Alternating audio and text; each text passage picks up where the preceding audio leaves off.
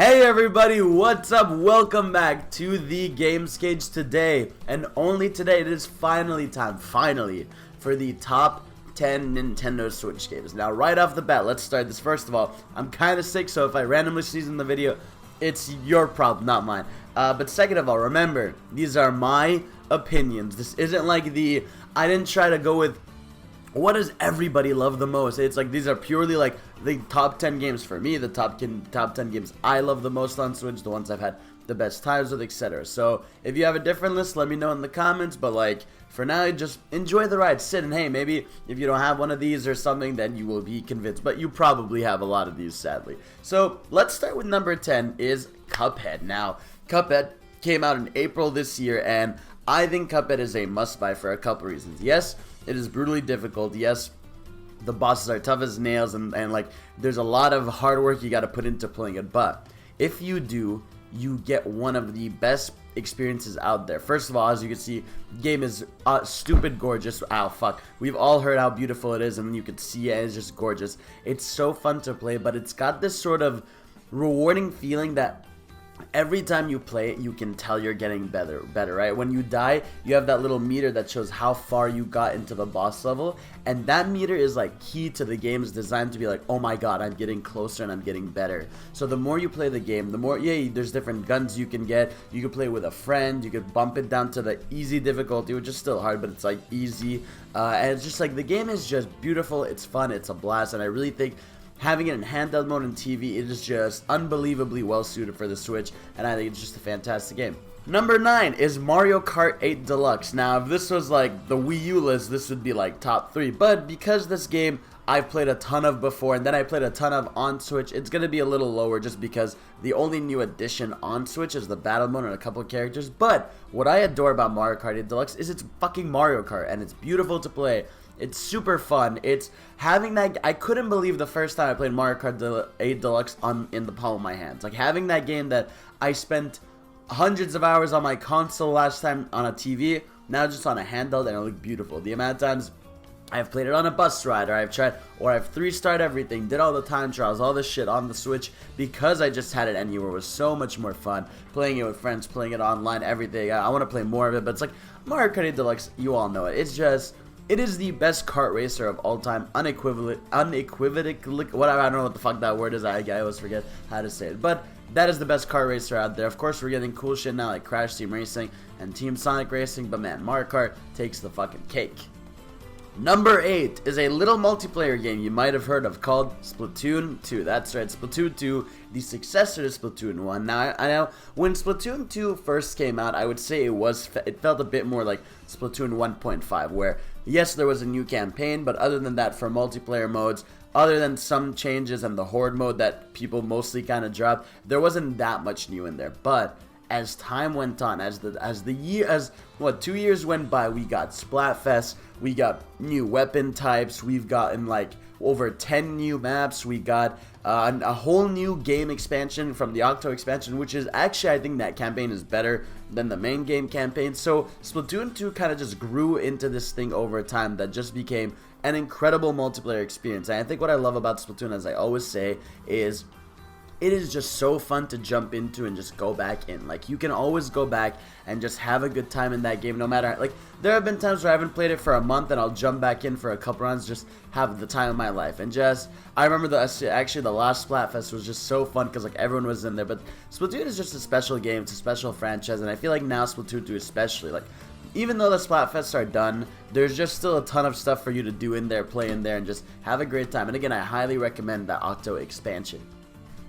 Number 7, a game I thought long and hard about where it would go for now, Fire Emblem Three Houses. That's right, Fire Emblem Three Houses, everyone's been playing it right now, it's the talk of the town, and man oh man, it is just amazing. What an amazing, I think it's my favorite Fire Emblem, and I just think it's just an amazing strategy RPG because it manages to mix Persona elements with fucking Fire Emblem, right? It takes that tactical gameplay we know and love, and then allows you to socialize with students. You're the teacher in the monastery, you're teaching these students, you're having conversations, the students are talking to each other, it's just, there's something about the fucking game that is just so like beautifully well crafted, and the voice acting is incredible, the story is super deep, the fact that you can pick 3 different paths and they all have major differences in their second half of the game is just, Fire Emblem Three Houses is just a gift, it's a blessing. I really think we all love it, and I really love it so much. I think it's special. Now the only reason I think it's not higher on this list is because 1, I want to let the hype settle down a bit, like it's still fresh in my mind, and 2, I am still in the middle of my second run of the game for Blue Lions, so hey, maybe one day randomly, like, I'm gonna fucking think this is like top 5 or top 4, so, but for now, I think it sits at a steady number 7. Number 6, Xenoblade Chronicles 2, man. Y'all have heard of my girl Pyra and Mithra, y'all have seen the memes, y'all know what this game is. Xenoblade Chronicles 2 is one of the best JRPGs ever made, and I think this game hooked me right from the start. I'll never forget I was playing this, and I think the first like minute, just hearing Rex's dialogue and stuff, I was like, I know I'm gonna love this character and this world. And then the thing about that game is it's just like, it's an experience. It's something like, I think I played it, for like 90 hours, and it's like, the way that game rolls out characters and story moments and lore and gameplay that just gets better over time is just incredible, right? Like, obviously there's some issues with the game in terms of like how you find certain things or unlocking certain doors with these like dumb abilities. Like, there's some stupid JRPG stuff in there, but for the most part, you do remember the good times. You remember just the beautiful style, the gameplay loop that's so addictive, and not even a gameplay loop, but like the strategy, the action, not action, how do I say it? What is it? Is it live-based action? Whatever. The type of RPG elements that are in there and gameplay moments, the upgrades, everything about it is just so well crafted. But the thing is, the story and the characters in the world like shine the most. It is just an incredible game, an incredible achievement, and I just loved my time with it. Number 5.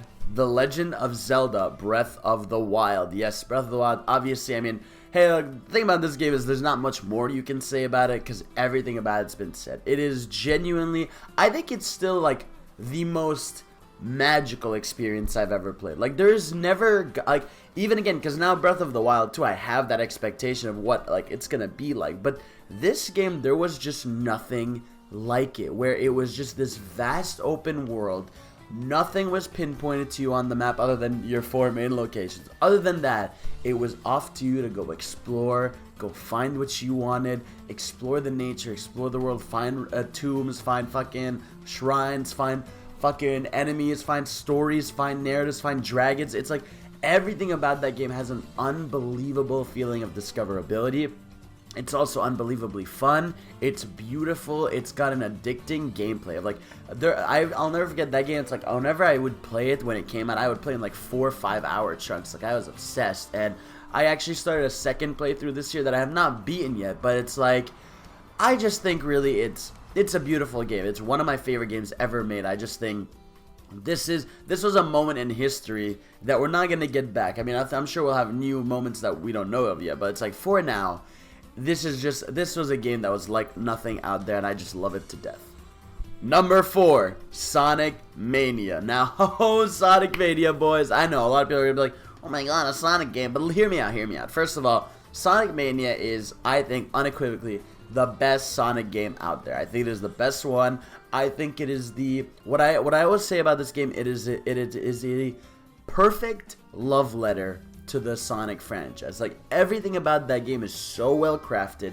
All the references, the level design, the gameplay, the fun, the feeling, the music, everything about it is everything about that game is why people love Sonic. I know people love the adventure games and the 3D ones. I do too, but this is the root of Sonic. This is what in the 90s made Sonic popular, and I think the team, Tyson and the entire indie team that worked on the game with Sega just fucking blew this shit out of the water. Christian Whitehead, not Tyson.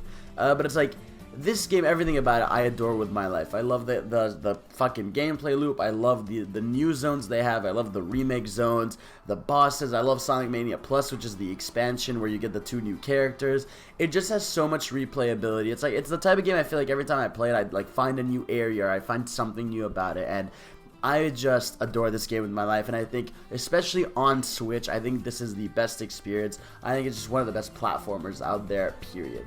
Number 3, another kind of new entry, Super Mario Maker 2. That's right, Mario Maker, bro. Oh man, I adore this game with my fucking life. The thing about Mario Maker, right, is like, it's just endless fucking Mario. Just like think about that for 2 seconds. It's literally Mario I can have forever, right? On the Wii U back then, I thought I was gonna play that game for a long time, but I ended up playing it for for a month or two, and then all the levels just became like music levels or auto scroll levels. Whereas this time, with the expanded tools, with the 3D world style, with the campaign and everything, I've spent way more time in there already, and I just can't wait to spend way more time in there.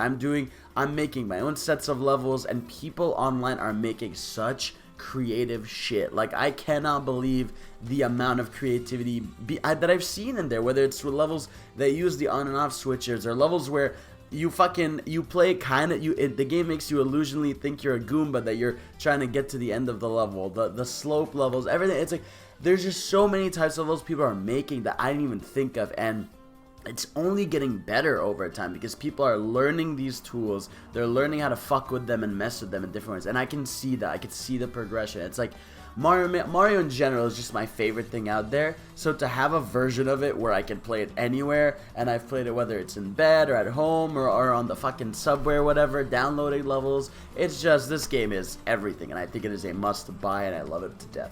Number 2 is Super Mario Odyssey. That's right, Mario's big 3D return, and this game, man, is obviously so special. I mean, most people have played it out there. It's got like, what, I think it's like 15 million sold. It should be way more, but Mario Odyssey is just, it's a gem. It's a incredibly well-crafted platformer. It's one of those platformers where I always say, like, it feels like every Mario game kind of led to this in ways of, like, because you see so many elements, whether it's from Galaxy or from even some borrowed Sunshine elements, or even Mario 64, like, it's especially a love letter to that. And it's just, everything about it is like, even like the 2D sections they've got, it just feels beautiful. It's a beautiful game to play. The cappy mechanic is so well done. The kingdoms are so vast and so explorable. And again, what I love about it is it's kind of like a mini Breath of the Wild, but for Mario, where it really is walk around and you'll just find moons and shit that you need to do, whether it's like by hitting a rock, or by finding an eagle, or by doing platforming challenges, or helping a civilian, or doing a fucking concert. It's like, there's a ton of ways to get moons in that game and just adore it and play it. It's like, from the music to the soundtrack to like, well, those are the same thing, music to environments, everything. Like, Mario Odyssey is just a special fucking game, and y'all know it, and it's just like, damn, bro. And the number 1 game for the Nintendo Switch, in my opinion, is Super Smash Bros. Ultimate. Smash Bros. Ultimate, it is the ultimate Smash. I think the key difference between Smash and a couple of the other games I listed here is, like, Mario Odyssey is probably getting a sequel in the next year or two that'll improve upon it.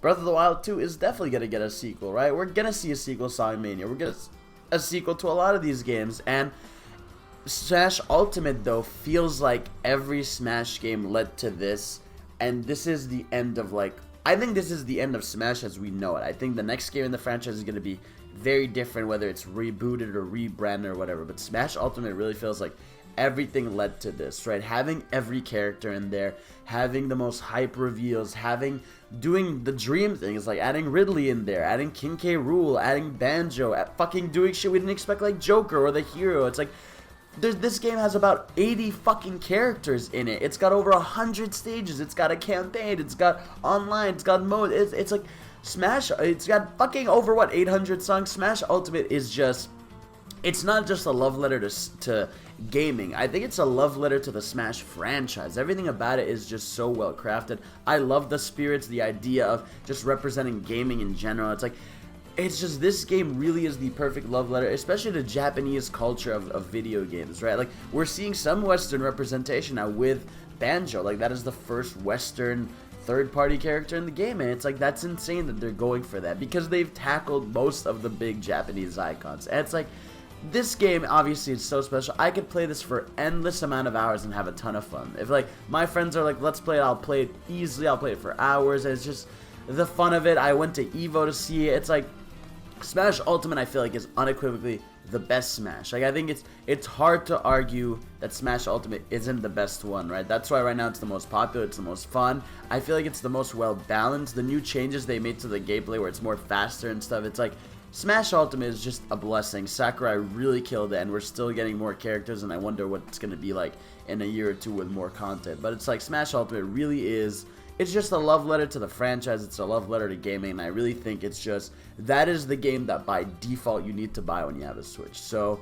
yeah, those are my top 10 Nintendo Switch games. I know they're very Nintendo dominated, but that's because, hey, they're putting out the best games on the platform, I think. I'll do another list, hopefully maybe for like indie games or just not Nintendo games. So anyways, thank you all for watching. Those are my thoughts. Let me know your top 10, and I will see you all later. Subscribe and all that jazz. Peace out.